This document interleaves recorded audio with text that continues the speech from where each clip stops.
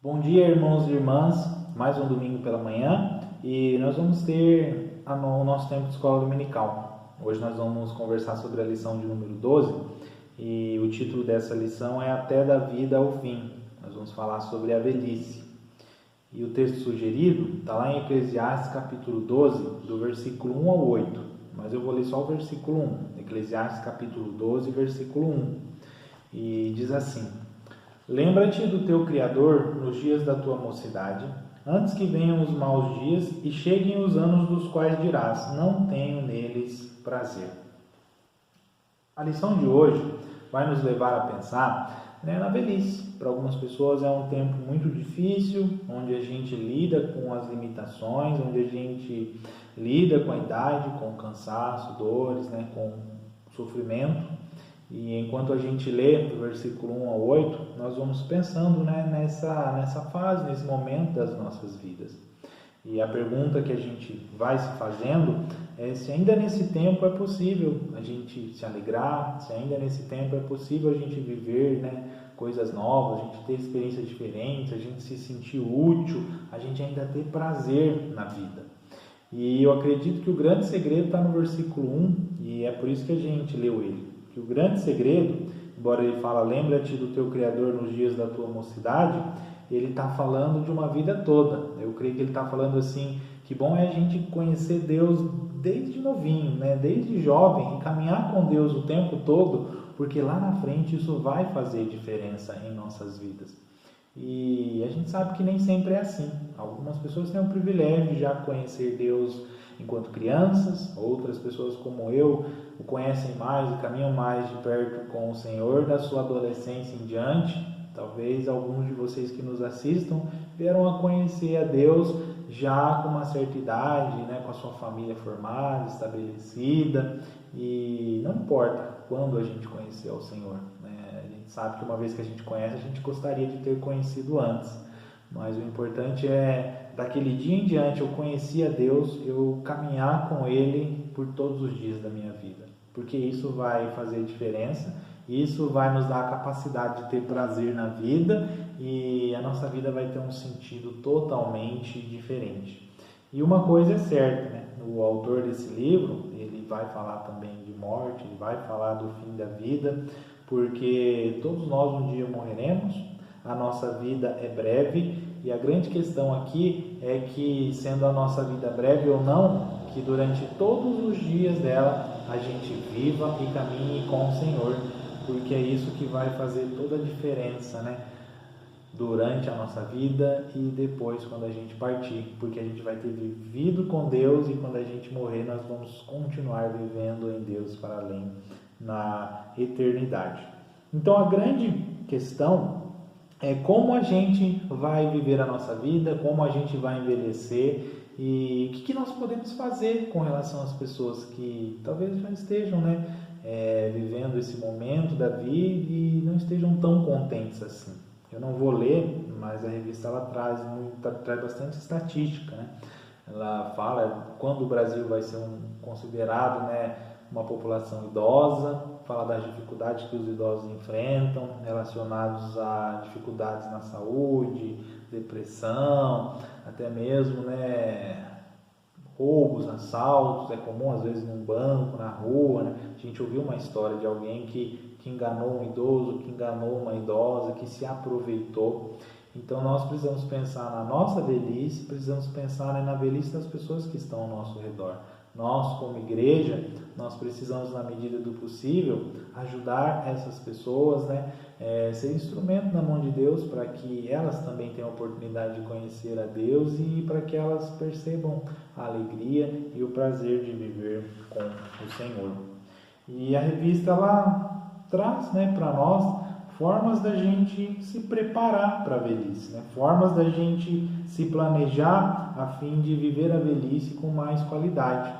E a primeira coisa que a revista destaca é que nós precisamos, ao longo da nossa vida, investir nos relacionamentos que temos com as outras pessoas. Porque algumas pessoas chegam ao final da sua vida e não tem tantos familiares próximos assim, não tem tantos amigos próximos. E o grande problema disso é que a gente não ouve a palavra, não aprende as coisas que Deus tem para nos ensinar. A Bíblia diz assim que não é bom que a gente viva sozinho. Melhor é serem dois do que um, porque um pode ajudar o outro, né? E dois vão ter melhor paga do seu trabalho. O que isso quer dizer para nós? Eu digo assim, que ao longo da nossa vida algumas pessoas não aprendem a perdoar. A gente não aprende a perdoar e a gente vai se magoando às vezes nos relacionamentos que a gente tem e nós acabamos descartando. A gente descarta familiares, a gente descarta amizades, a gente não conserta, né? É um casamento que não é consertado, é um relacionamento com o filho que não é consertado, é uma amizade que não é consertada, e nós precisamos ter essa capacidade de perdoar, nós precisamos valorizar as pessoas assim como Deus valoriza, porque lá na frente nós poderemos ter amizades verdadeiras, nós poderemos ter, né, uma família ao nosso redor que nos ama, e a gente pode ter uma comunidade de fé, né? A gente pode ter irmãos e irmãs, né, de uma igreja, né, que também nos conhecem de longa data, caminharam conosco e lá na frente também vão nos ajudar. Eu, enquanto seminarista lá em São Paulo, eu tive a oportunidade de conhecer, né, dois irmãos, dois homens, né, eles não são irmãos, mas da mesma igreja, dois amigos, né, que frequentavam a mesma igreja e que na certa altura da sua vida, né, ainda mantinham essa amizade.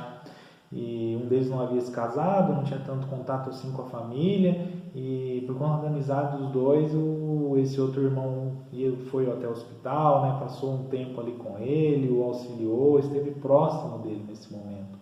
Então é importante a gente ter esse tipo de pessoa ao nosso lado, da família, amizades, até mesmo na igreja. A gente pode encontrar e deve desenvolver esse tipo de amizade. Nós precisamos investir nesses relacionamentos, nós precisamos investir nas pessoas. Uma segunda coisa que a revista destaca é que a gente precisa ao longo da nossa vida cuidar para não assumir responsabilidades que já não pertencem mais a mim e a você.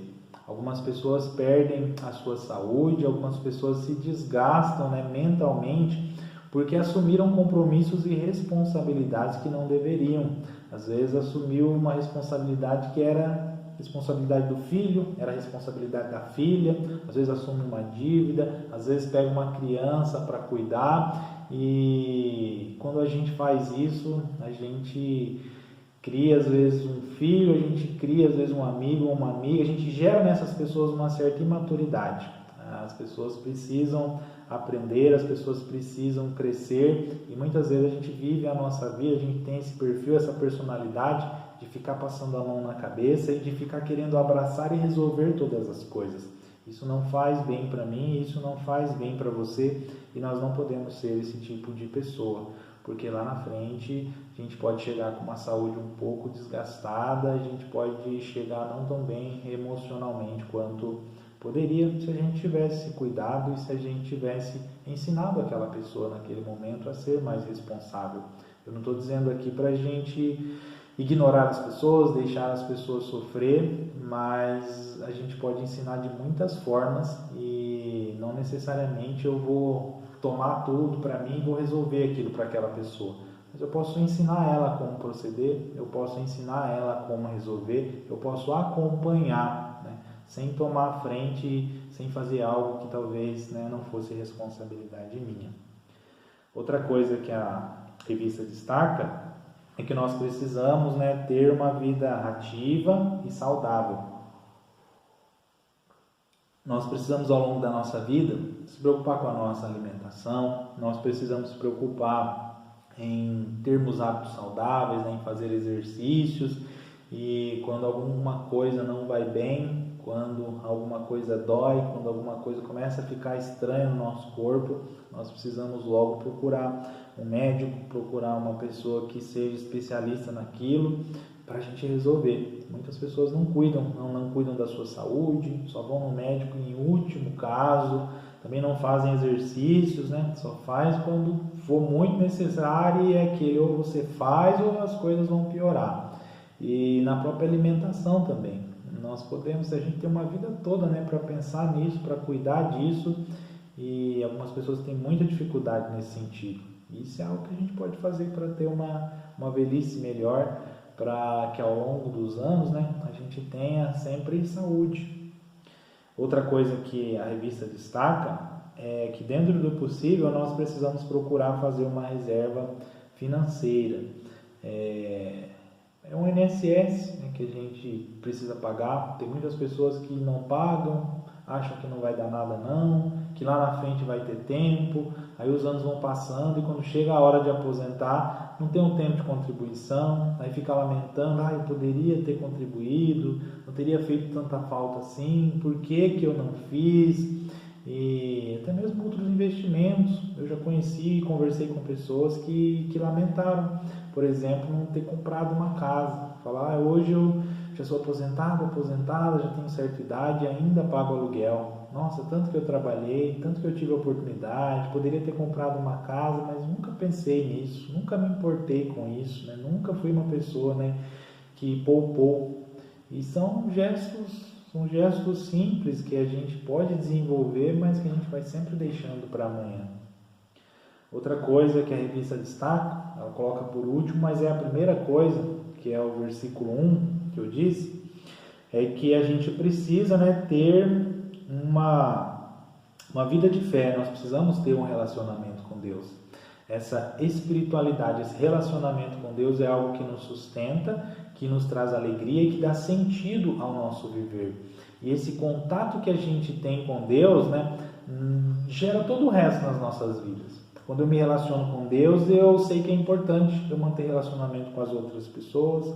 Quando eu me relaciono com Deus, né, eu cuido da minha saúde, eu cuido do meu corpo, eu sou organizado com relação às minhas finanças, eu me planejo para o dia de amanhã, eu não assumo, né, responsabilidades que não são minhas, que são das outras pessoas. Eu, pelo contrário, né, as ajudo a resolver. Então, que nós possamos caminhar nesse sentido. Tem um salmo de número 90, capítulo 92, versículo 14, que ele fala assim que mesmo, né, na nossa velhice, através desse relacionamento com Deus, através da palavra de Deus, nós ainda poderemos dar frutos. Né? Por maior que seja a minha dificuldade, por mais que na situação que eu esteja eu não ache que seja possível continuar fazendo algo, continuar sendo usado por Deus, é possível sim. Eu ainda vou ter, né, uma experiência, eu ainda vou ter um exemplo de vida que eu vou poder falar, eu vou poder dividir com as outras pessoas, né? Sempre vai ter algo que a gente possa fazer. Tem tantos exemplos de pessoas aí que viveram uma vida toda e só no final da sua vida, né, foram fazer o que realmente queriam, o que realmente gostaram, realizaram sonhos e construíram coisas, né, que a gente não imagina, falando, nossa, como assim? Então, que a gente possa olhar para esses exemplos, que com Deus a gente tenha essa alegria de viver e não importa o que venha no dia de amanhã, o cansaço que venha, as limitações que venham, né, talvez alguma dificuldade na saúde que nós venhamos a ter, que sempre Deus possa ser o motivo da nossa alegria e a gente tenha certeza de que Ele nos acompanha, de que Ele nos sustenta. Que Deus abençoe você nessa manhã e eu quero orar pela sua vida, para que você se cuide melhor, né, para chegar bem na velhice e ter saúde, estar com Deus, e se você já está vivendo a velhice, que você tenha ânimo e continue, né, a acreditar que você ainda pode aprender e que Deus pode fazer coisas também através da sua vida.